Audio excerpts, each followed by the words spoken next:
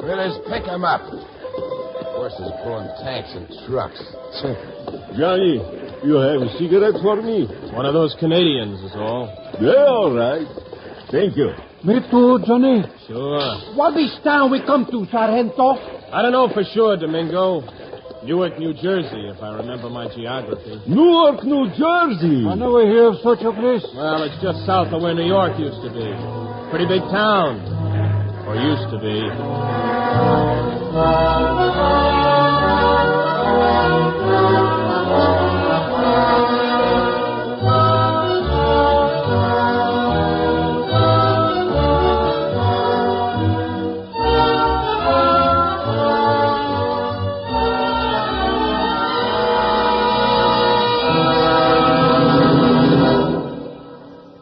The CBS Radio Workshop, dedicated to man's imagination, the theater of the mind. Today, The Long Way Home, a glimpse of a future we trust will never happen. A story of the fate of men to whom it is given to do what they have to do, with or without understanding, but with patience, goodwill, and a sense of comradeship.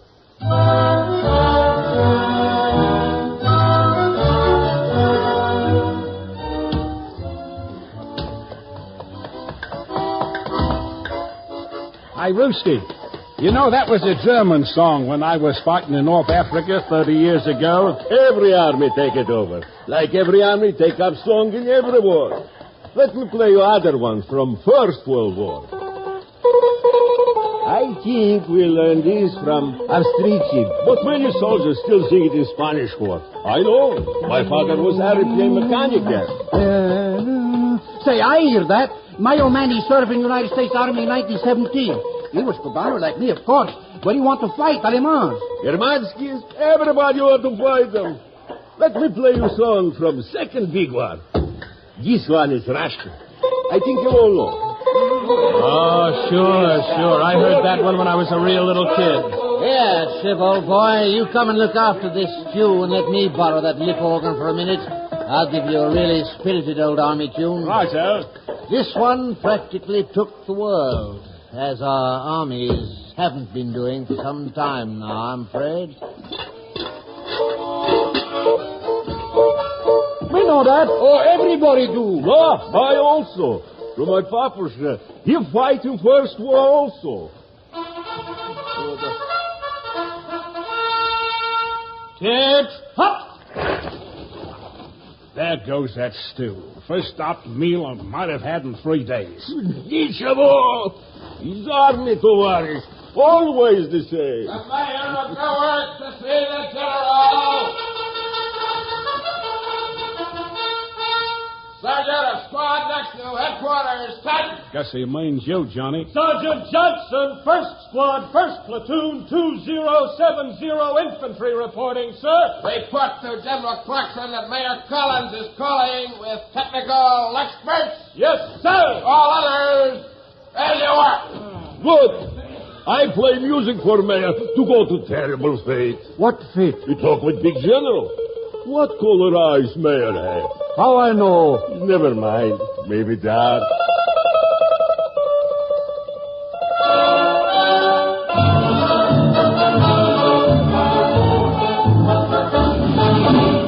Look here, Mr. Mayor. We know you have your problems, but we have worse ones. We have reliable information that an enemy force will attempt a landing somewhere around Cape May within 2 or 3 days. We've got to stop that. Whose force, may I ask, General Clarkson? How am I supposed to know by all the knobby knees in New Jersey? Our intelligence says it's probably General Wolfe with his Germans. Germans, General? Or whatever he's got now. But even if they're outer Tibetans, I can tell you we're in for a rough time.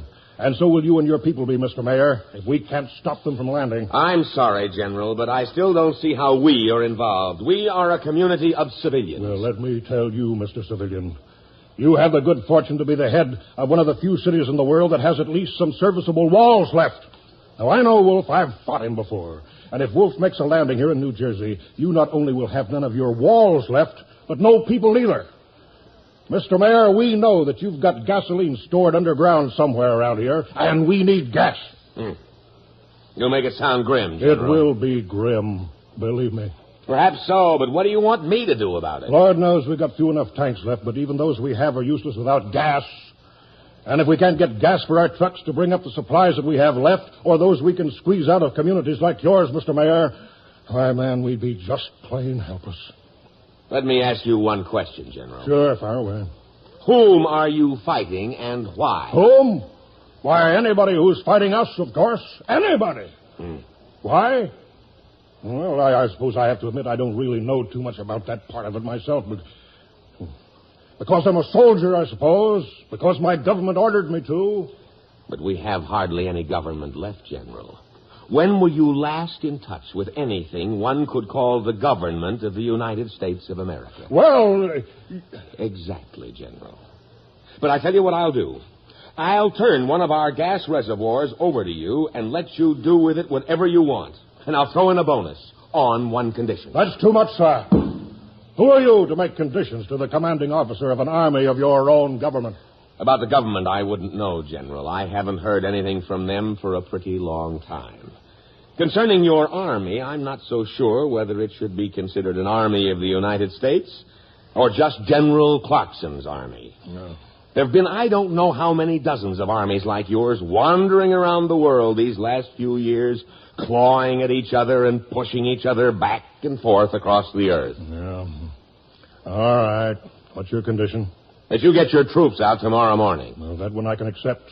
We have an appointment around Cape May anyway, if we can get your gasoline, that is. Well, don't let the difference in our points of view mislead you, General. We naturally wish you the best of luck. Thanks.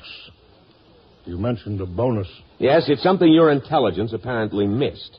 Just before this whole mess started, the government enlarged a few of the natural caves in the foothills west of here and stored some aeroplanes there. There are about 5 or 6 left. Airplanes? I don't know how modern you'd consider them. Modern? Modern?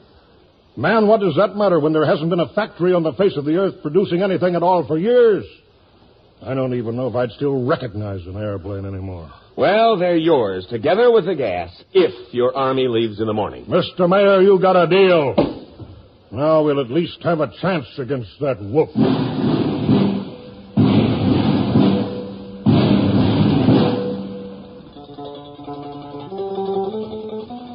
Hold it a minute, soldier. There's a couple of folks here. Civilians. Oh, they're wearing decent clothes, too. What can I do for you, sir? And ma'am? Mr. and Mrs. William Harrison Taylor, young man. Sir? I ain't no sir, ma'am. Just a sergeant. Well, Sergeant, then. Sergeants run army, lady. Never mind, sir. Except General, maybe. All right. Shut up, you two. Yes, ma'am? Well, you'll have to forgive an old lady's curiosity, but it's been so long since we've heard anything about what is going on. We would have liked to have brought something for you and your men. Oh, there wouldn't have been any call for that, ma'am. The Army still takes pretty good care of us. He means we take good care. Don't mind them, ma'am. They're just road happy.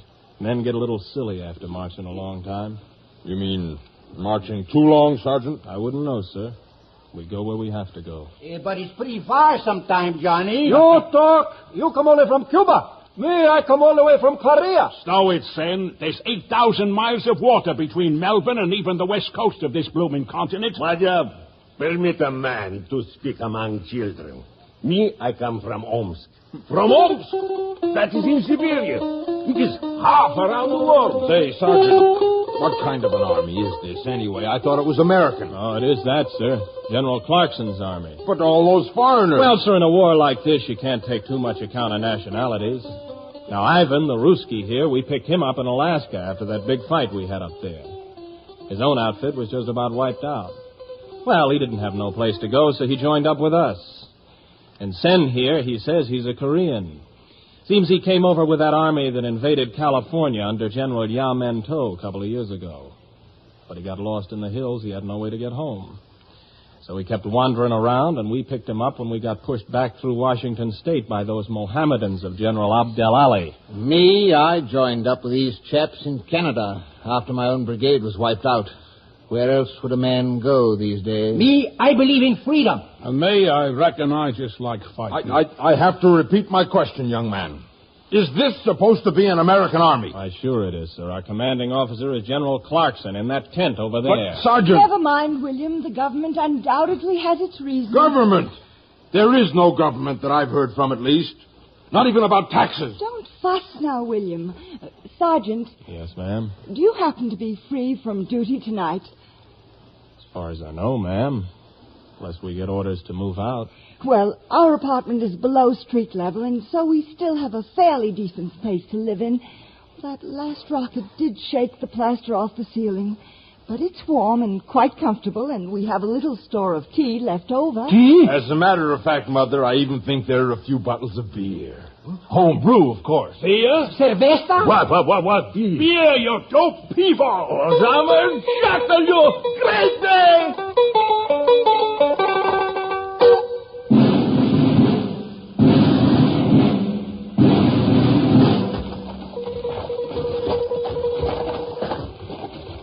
Stow it, Ruski.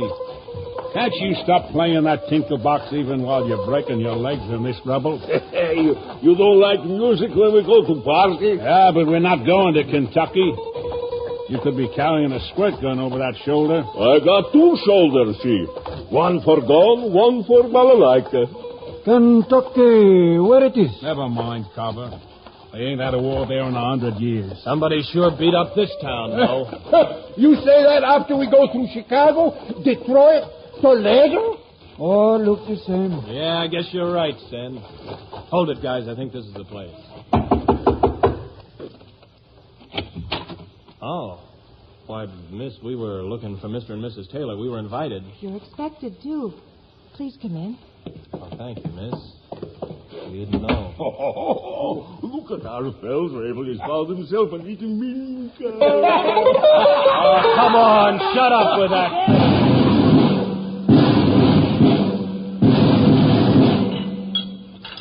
And there I was, Mrs. Taylor, sitting in that bloody tree with that bloody spear pinning me bloody far to the bloody trunk.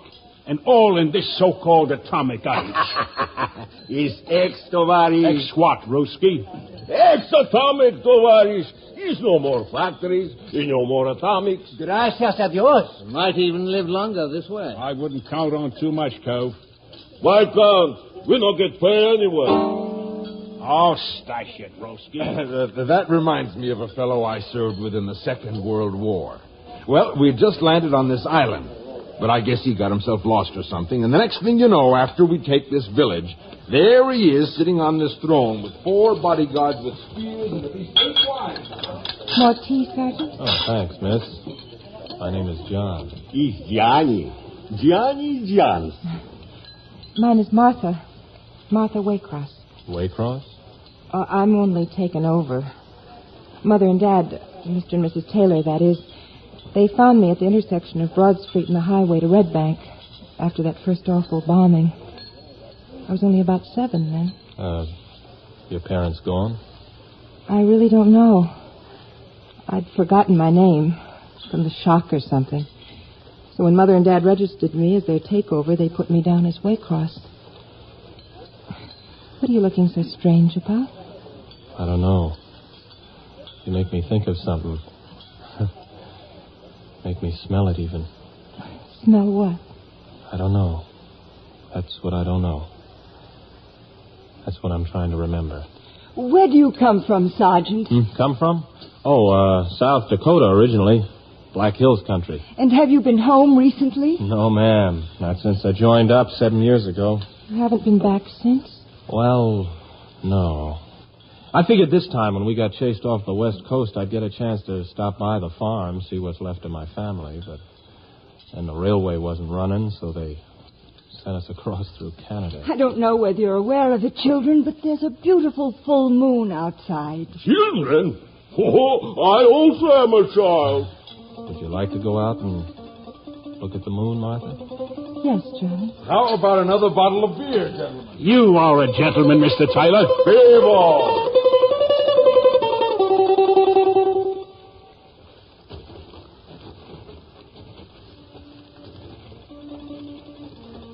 Johnny, what are you thinking about? I just figured out what you reminded me of before. Something nice, I hope. Oh, yeah. Real nice. I don't know if I can say it right, but it had something to do with when I was a kid back home on the farm. It'd be the sun and the bright blue sky in the summer, the smell of the green grass and the wheat and the corn. My mother would be in the kitchen usually, cooking up something good. And always in the summer there'd be that warm breeze in my face and hair. What's that? Huh? That noise? Gosh, I hope it's the reinforcements we've been waiting for. General Bob Smith's outfit. I reckon we sure enough are moving out now.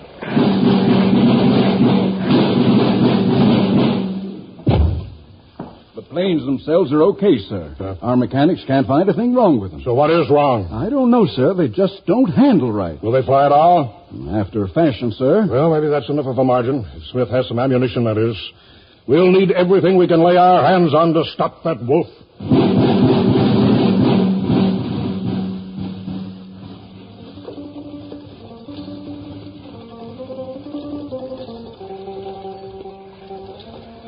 Johnny, are you as lonesome for home as you sound? Lonesome for home? Home, that's the Army, Martha. And lonesome, how could I be lonesome? I've been in this outfit since I was 14. You're giving me an idea, though. I hope this one is nice, too. Heard it from a fellow I went to school with. He went back home last year. He told me there are some folks that have moved into some of those caves in the hills, right near where I was raised. And they're collecting all kinds of things. Sounds wonderful. Seems there was a saint once in Italy or somewhere. Saint Benedict, I think. And he collected all the stuff he could find when they had a lot of wars over there, just to save the old inventions and ideas. Well, civilization, I guess. Well, those people back home are trying to do the same thing. Johnny, are you thinking of going back to join them? Oh, now, Martha, if a man had himself a good woman, I don't owe the Army any time anymore.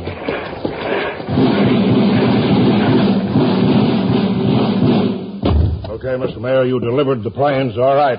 And you turned over that gasoline to us, but the two just don't work together. Huh? The planes won't run on that gas the way they should, neither will our tanks and trucks. I'm sorry, General, but that's not our fault. The stuff hasn't been touched since it was pumped into the reservoir 15 years ago. 15 years? Oh, that's no wonder. What's the matter, General? You know what evaporation and condensation in an underground tank can do to gasoline in 15 years? I only hope the stuff is good for one mission at least.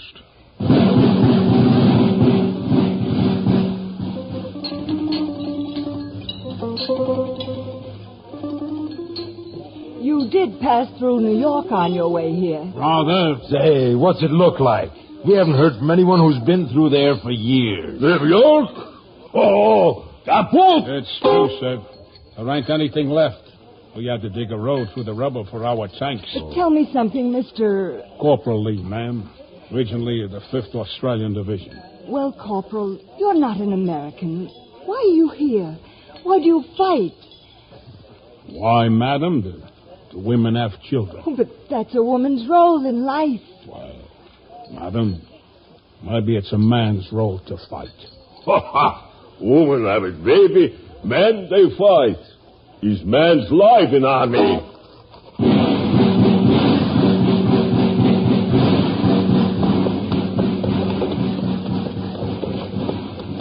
Well, all I can say, Bob, is I'm glad you got here. I have a hunch this wolf is going to be pretty tough to lick. He wouldn't risk a landing if he didn't think he was pretty well fixed. Where do you think he'll hit us? G2 says around Cape May. It makes sense, too. Well, you got here just in time, Bob. The mayor of this junk heap made me swear we'd move out in the morning. What do you mean, major? Oh, heck, he had some gas stored underground from before the war. A few planes hidden in those caves, and so we made a deal. Now, it turns out, of course, that the gas is full of water and the planes practically refuse to fly on it. Still, you know the old saw, beggars can't beat shooters. I'd have shot the so-and-so. I thought of it. But how would I have found those supplies of his? What do you got left? Not much. 5 tanks, M84s and 86s, about 20 6x6 trucks, a few rocket launchers, enough mortars and artillery for a couple of battalions. I've got about 15,000 men. Just about a division. used to think of it. Now it's an army. Yeah, well, I'm glad you caught up with us anyway, Bob. I don't know whether even the two of us together will be able to stop that wolf. Still, I suppose we better get ready to push out. Sentry, have them sound assembly. We're moving out in 2 hours.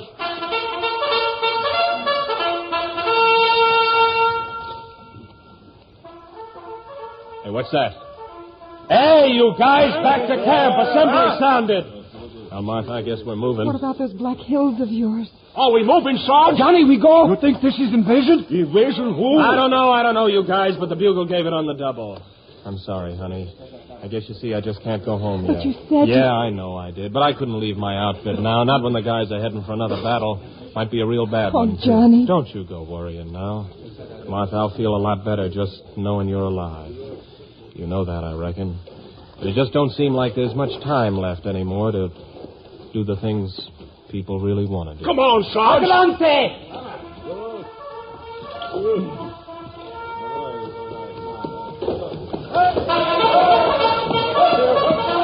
Here you! Contact! Got it, fast down. All right, fall in line there, both sides of the road. Shut up, you! Guess you'll run for a while. Come on now, you guys, dress it up. Holiday's over. At least we got some planes on the side again. Yes, if enough gasoline. Gasoline? Oh, who needed gasoline? Not me. You like carry things? Rather fight without tanks, Ruski. Shut up, you guys. Here's the general. Looks like 2 of them, rather. And of the Clarkson Army, once again, as so be often before, our opportunity has come. As you know, I never keep secrets from you. I tell you frankly, therefore, that this time we're up against the toughest and the smartest opponent many of you have ever faced. General Wolfe and his specialists. Our intelligence tells us that they're planning to land near Cape May tomorrow or the next day. But we have been reinforced by General Bob Smith and his army. So, with faith and confidence, and with the courage and skill which you have shown so often, I know that we will continue to keep this continent safe for our women. Brother, this one's going to be rough, I'll wager. When he talk like that, yes.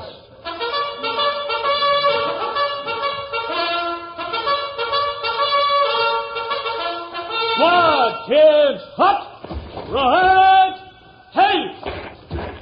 Right step, forward, hard!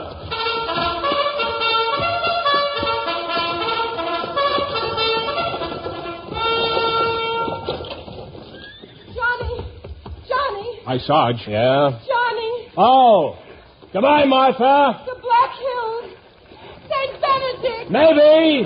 Maybe I'll be back. Maybe, Martha.